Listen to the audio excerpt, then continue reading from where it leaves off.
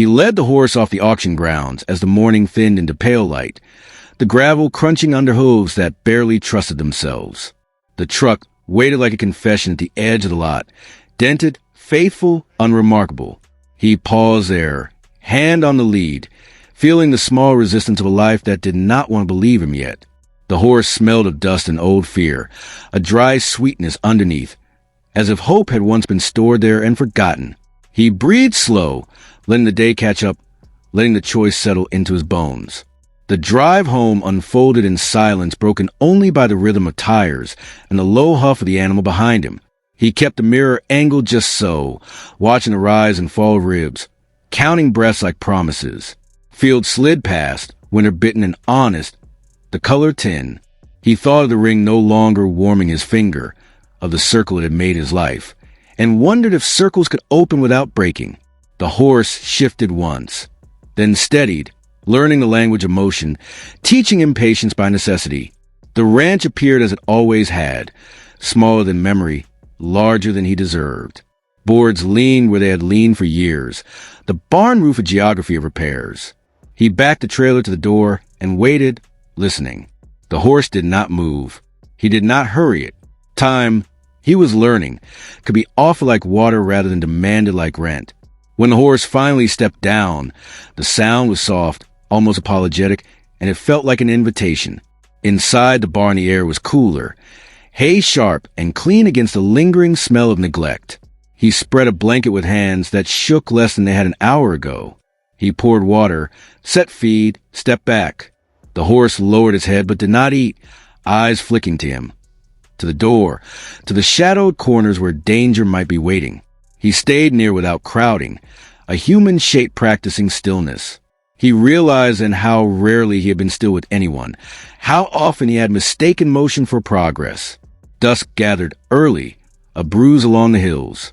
He turned on the single bulb, and the barn filled with a thin gold that softened edges. He checked the horse's legs, the shallow cuts, the places where skin remembered ropes.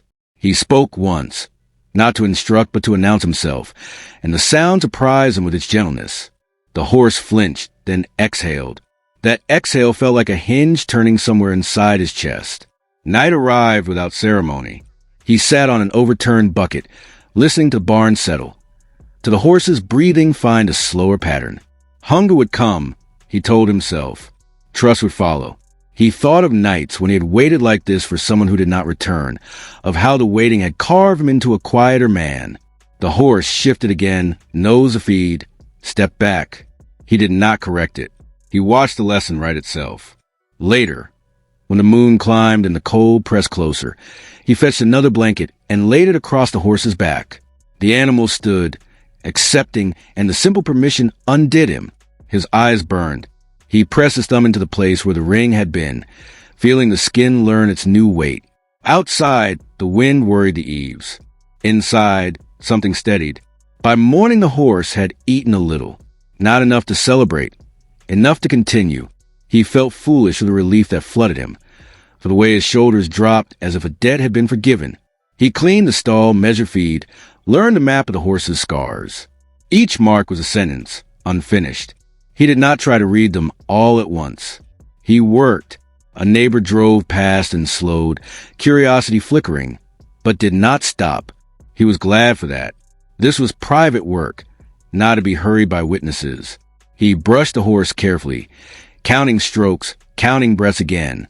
The horse leaned into the pressure, then pulled away, testing the edge of the agreement. He smiled despite himself, a small rebellion against the gravity that had owned him. The second night tested them both. The horse refused the blanket, paced, rattled the boards. He stood in the doorway, heart hammering, choosing calm because panic had never fixed anything he loved. He spoke again, low and even, telling the horse nothing that could be argued with. Eventually the pacing slowed. The boards fell silent. He slept there, coat pulled tight, waking to the sound of chewing like a hymn. Days stitched together. He learned when to step forward and when to wait, how to offer his hands without asking them to be believed. The horse's eyes softened, a dark pool reflecting him back, truer than mirrors. He caught himself humming while he worked, an old tune his wife had loved, and did not stop when the ache followed. Grief, he realized, could walk beside usefulness without stealing its tools. On the seventh evening, the horse took the feed from his palm. The moment was small and seismic. He held his breath as if the world might spook. The horse's lips were warm, careful, alive.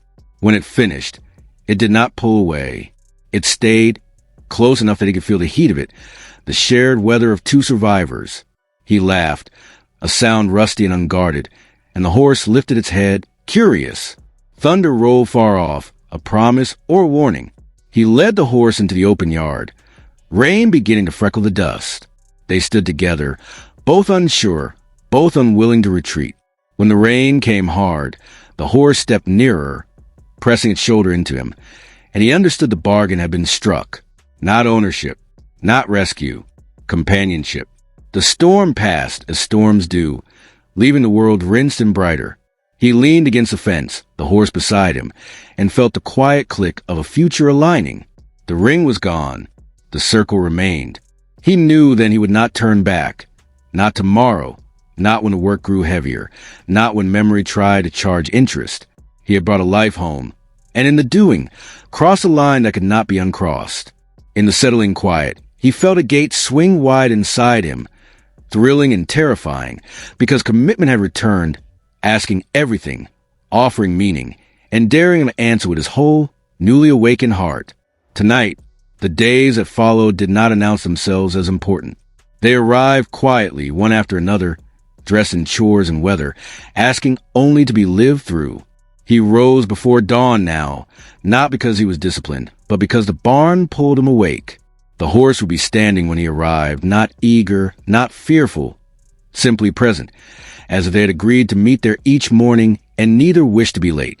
He learned the language of small signs, how the ears angled when he approached too quickly, how the breath deepened when he slowed.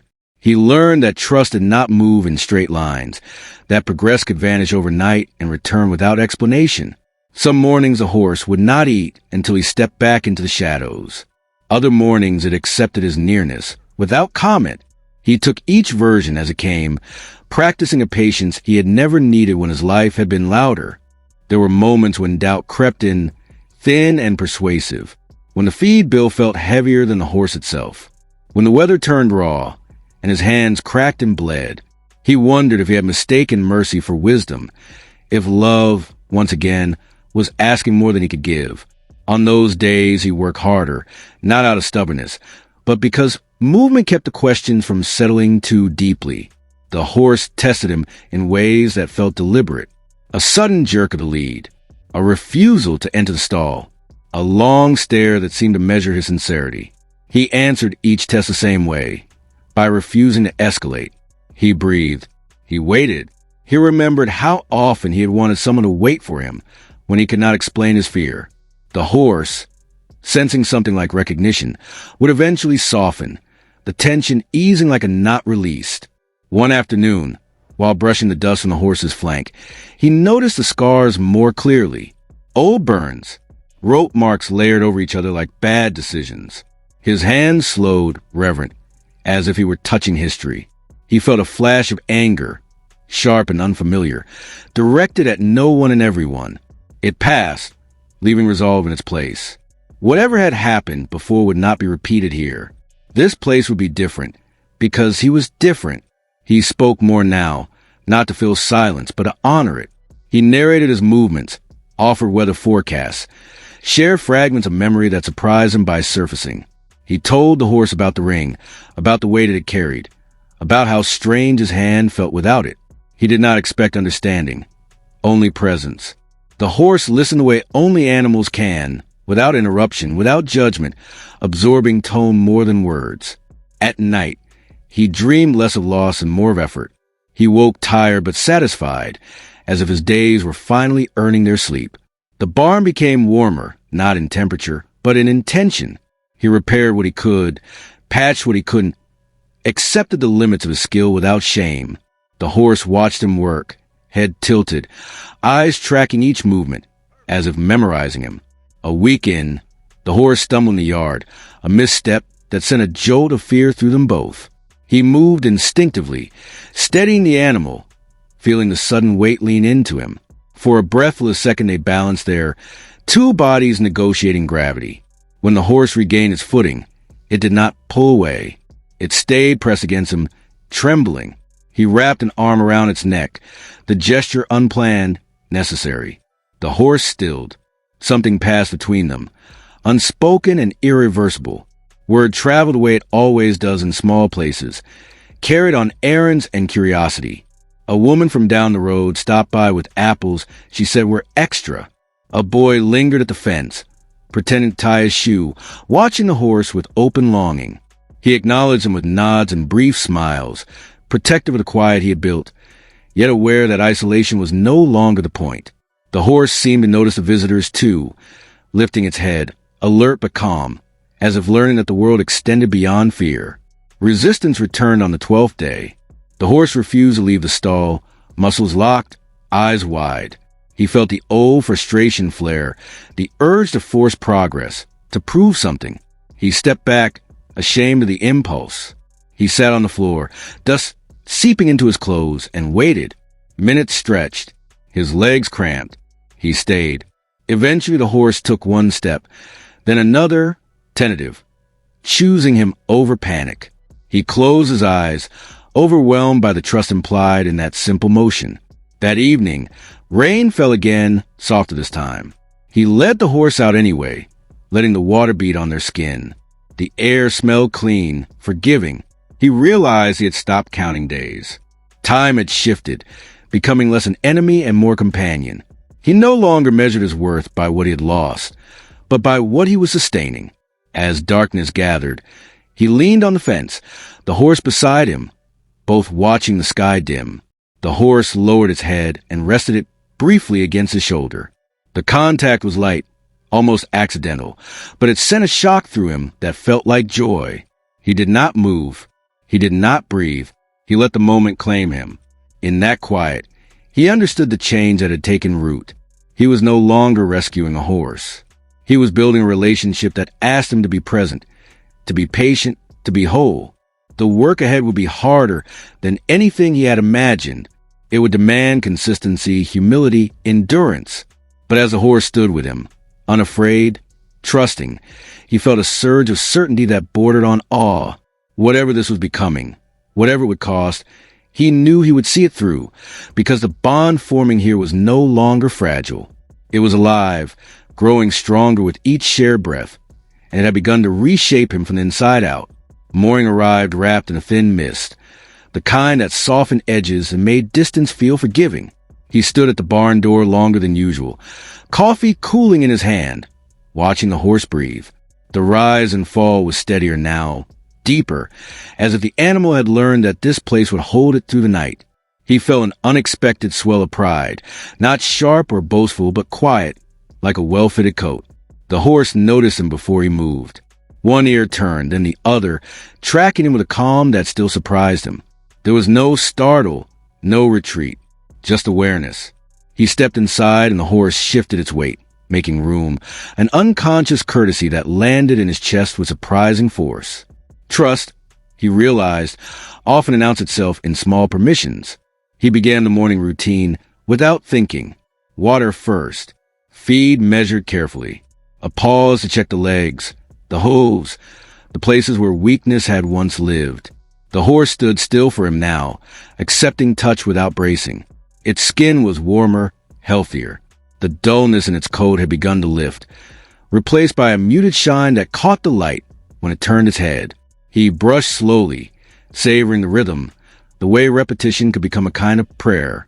There was a moment midway through when the brush snagged lightly on a scar. The horse tensed, just enough to remind him that healing was not linear.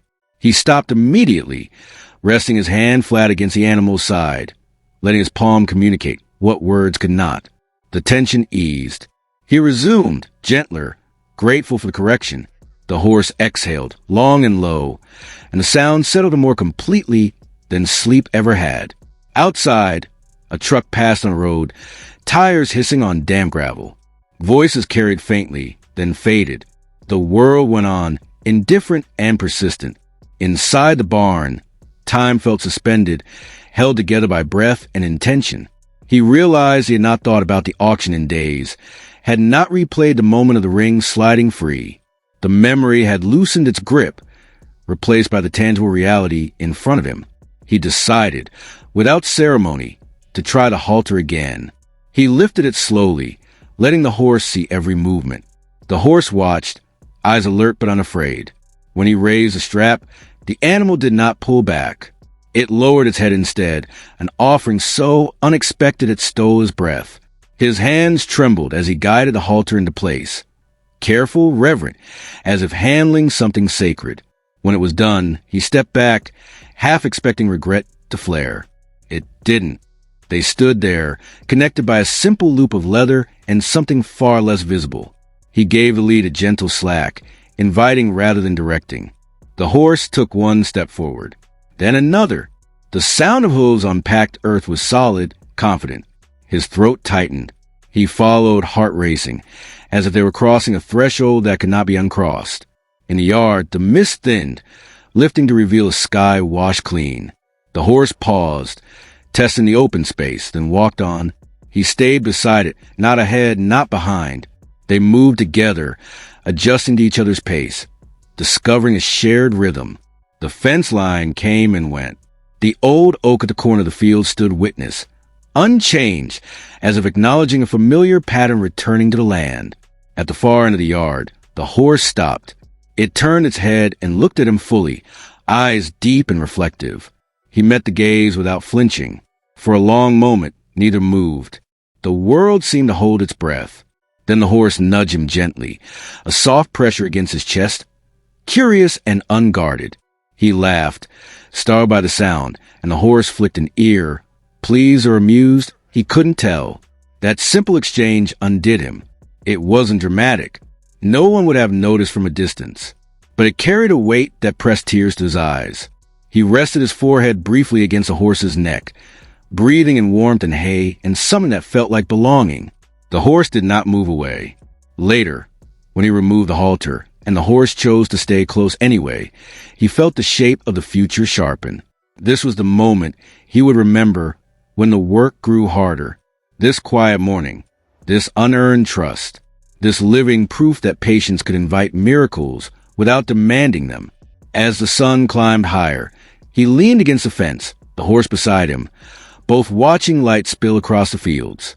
He understood then that this bond was no longer fragile or tentative. It had crossed into something sturdier, something that could bear weight. He felt a steady certainty take root, thrilling and humbling all at once. Whatever waited ahead, doubt, difficulty, the slow labor of care, he knew this connection would endure it. Because in choosing to stay, in choosing again and again to meet fear with gentleness, they had found each other. And that knowing, as quiet as it was profound, left him standing there, breath caught, eager for whatever would come next. The first sign that the world was paying attention came quietly, the way most meaningful changes do. A pickup slowed at the road, its engine idling longer than necessary, the driver's gaze lingering on the fence. He noticed but did not wave. The horse lifted its head, ears forward, then relaxed again, untroubled. That calm, he would later understand, was what people noticed first. Children began to appear in the afternoons, bikes abandoned in the grass. Curiosity pulling them closer than permission ever could. They stood at a respectful distance, hands tucked into pockets, watching the horse move with a careful grace that felt almost deliberate. He did not invite them in. He did not send them away. He simply went on with his work, trusting the quiet to do what it always did, make space. One boy came back day after day, a thin, watchful child with a bruise-colored sadness under his eyes. He never spoke. He leaned on the fence and mirrored the horse's stillness, breathing when the animal breathed, shifting when it shifted. The horse noticed him before anyone else did. It began to drift toward that corner of the yard, standing close without pressing, offering presence without demand. The boy's shoulders slowly dropped, as if he'd been holding them up for years. Word traveled further. An older man with a veteran's posture stopped by one evening, hat in hand, asking if he could just stand for a while.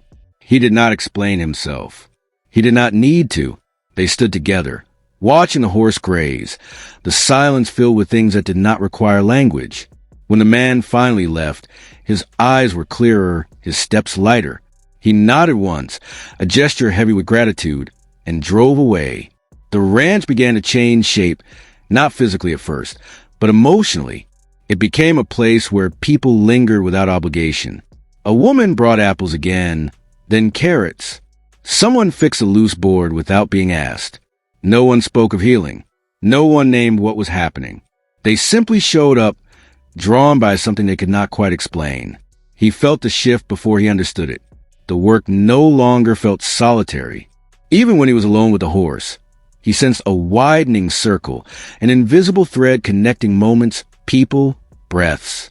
The horse, for its part, seemed to thrive on the attention, meeting each newcomer with the same quiet steadiness it had learned with him. It did not perform. It did not retreat. It simply was, and that was enough. One afternoon, the boy reached through the fence for the first time. His hand hovered, uncertain, then rested lightly against the horse's neck. The horse did not flinch. It leaned into the touch, just enough to be felt. The boy's breath caught. He smiled, a small, startled curve of the mouth, as if surprised by his own reaction. He did not look away. Watching from a distance, he felt something loosen inside him. This was no longer just about redemption or responsibility. It was about witness, about creating a space where broken things were not rushed into usefulness, where stillness was honored, where trust was allowed to grow at its own pace. He realized that by saving the horse, he had unknowingly built a doorway, and people were walking through it carrying their quiet burdens. As the sun dipped and the visitors drifted away, he closed the gate and stood with the horse in the fading light. The animal's presence was solid beside him, a living anchor. He understood then, with a clarity that startled him, that this bond had begun to ripple outward, touching lives he had never intended to reach. The realization settled deep, both humbling and exhilarating. He rested his hand on the horse's neck, feeling the steady warmth, and looked out across a land that no longer felt empty. Whatever this was becoming, whatever it would demand next, he knew one thing with certainty. This was bigger than him now. And for the first time in a very long while, that thought did not frighten him. Time began to move differently, not faster or slower, but deeper. Days no longer passed across the ranch like loose pages. They layered themselves, each one adding weight and meaning. What had once been a quiet corner of land became a place people returned to again and again, as if the ground itself remembered them. He did not announce rules or intentions.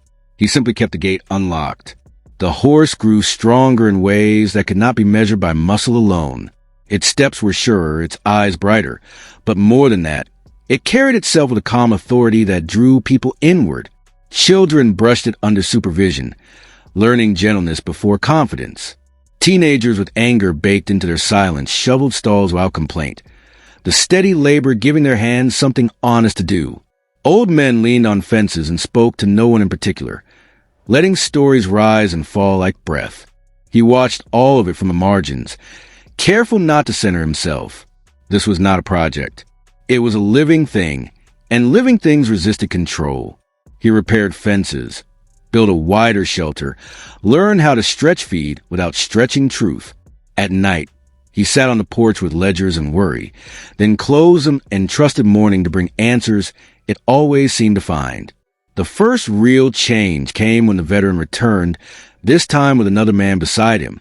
They stood quietly, hats off, eyes fixed on the horse moving through the yard. One of them slept in his truck that night, engine off, window cracked, something in the stillness finally allowing rest. When he woke at dawn, he looked 10 years younger and did not explain why. After that, more came. No one called it therapy. No one asked permission. The ranch became a place where nothing was required except respect for the land, for the horse, for each other's silence. He learned to listen without fixing, to offer coffee without questions, to trust that presence was often the most powerful thing he could give. The horse seemed to understand its role without being taught. It approached those who needed closeness and kept distance from those who needed space. It stood patiently beside shaking hands. It accepted tears on its mane. It carried no judgment, only breath and warmth and an unspoken agreement to remain. One evening, as the sky burned low and orange, he stood alone at the fence and realized he was no longer lonely. The grief that had once hollowed him out now sat quietly, transformed, no longer in command. He thought of the ring again, not with pain but with gratitude. What he had traded was not gone. It had simply taken a larger shape. He understood then that this place was no longer just a refuge. It was becoming a beginning, and though the responsibility frightened him, it also thrilled him, because purpose had returned, not as an idea, but as a living, breathing reality standing in the yard, waiting for the next life it would quietly change. The moment that changed everything did not arrive with warning.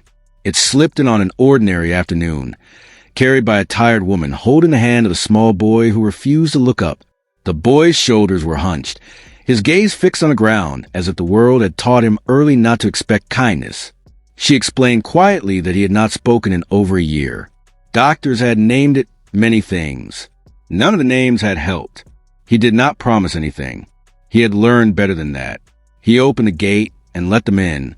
The horse was grazing at the far end of the yard, tail swaying, unhurried. When it noticed the boy, it lifted its head and stood still, as if listening to something beneath the air.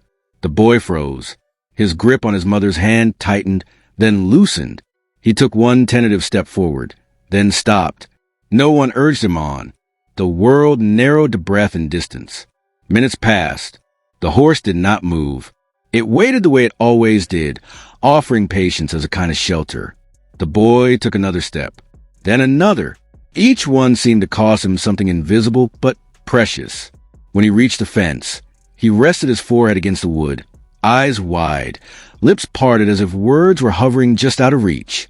The horse walked closer. It did not rush. It did not lower its head dramatically or reach out. It simply closed the space between them and stood there, warm and solid, alive in a way that asked nothing. The boy's breathing changed. His shoulders dropped. He lifted his hand and pressed it against the horse's chest, feeling the steady thrum beneath skin and muscle. Something in him broke open. A sound escaped his mouth. Small, startled, almost swallowed by the wind. His mother stiffened, afraid to hope. Then it happened again. A word, fragile and unmistakable, formed with effort and wonder. The yard went utterly still. He felt it like a shock through his body, a jolt of awe that left him dizzy. He did not move. He did not breathe. He watched the boy laugh, the sound awkward and new, as if he were trying on for the first time. The horse shifted slightly, accepting the noise without alarm, as if it had been waiting for this all along. The mother collapsed to her knees, hands over her mouth, sobbing into the dust. No one rushed to her. No one tried to explain. This was not a moment that could survive commentary. It belonged to itself. The boy leaned into the horse, words tumbling out now, broken but real, and the horse stood, bearing the weight of a miracle without claiming it. He felt tears streak his face and did not wipe them away. In that instant, every doubt he had carried fell silent. The long nights, the fear, the cost, all of it rearranged itself into meaning. Others arrived quietly, drawn by the shift in the air. The veteran stood at the fence, eyes shining. The thin boy from the road watched, transfixed, his own hand unconsciously resting where the horse had once leaned into him. No one spoke. They did not need to. Something holy had passed between species, between wounds, between past and future. Later, when the yard emptied and the light softened, he stood alone with the horse. The animal's coat was warm beneath his palm, its breathing deep and even. He laughed softly, shaking his head, overwhelmed by gratitude and fear and joy all at once. He had not set out to create this. He had only chosen not to walk away. He understood then that the ring had never been the sacrifice. Control had been certainty. The illusion that love could be kept safe by holding it close. What he had done instead was open his hands, and in doing so, allowed something far greater to take root. The horse turned its head and rested it briefly against his chest. The familiar gesture now heavy with new meaning. He closed his eyes, feeling the steady heartbeat press against him, anchoring him to the present. This was his purpose, not to save, not to fix, but to make space, to stand still long enough for healing to remember how to arrive. As the sun dipped low and the first stars blinked into being, he knew this was only the beginning. The miracle had spoken, not in thunder, but in a child's voice rediscovered. And it had chosen this place, this horse, this quiet man who had once believed his best days were behind him. They were not behind him at all. They were standing right here, breathing, waiting, asking him to keep going. Years did not announce themselves as they passed. They settled gently, like dust on a windowsill, visible only when the light hit just right. The ranch carried their marks quietly. New fence posts weathered to match the old, paths worn smooth by patient feet, laughter etched into places that had once known only silence. What began as an act of mercy had become a rhythm, steady and enduring. The horse was older now. Its muzzle had softened to gray, its movement slower but deliberate, as if each step still mattered. He noticed how people adjusted themselves around that pace, how hurried lives learned to breathe differently in its presence. Nothing here rushed. Nothing needed to.